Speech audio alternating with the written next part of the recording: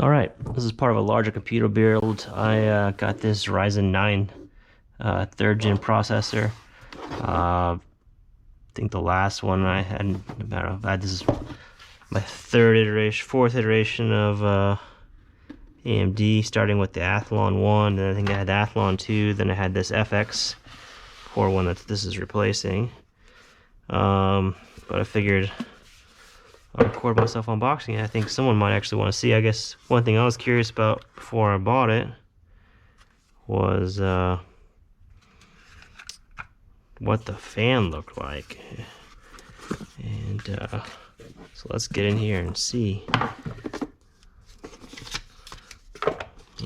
So this box is mainly a huge fan. I also want to know if it came with the thermal stuff,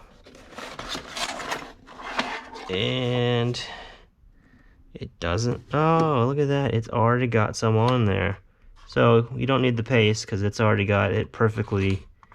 That is quite, I'm glad, because I was worried about what I needed to figure out, if I needed a dot or a line or an X, but this is just all sorted out. All right, so don't need the thermal stuff.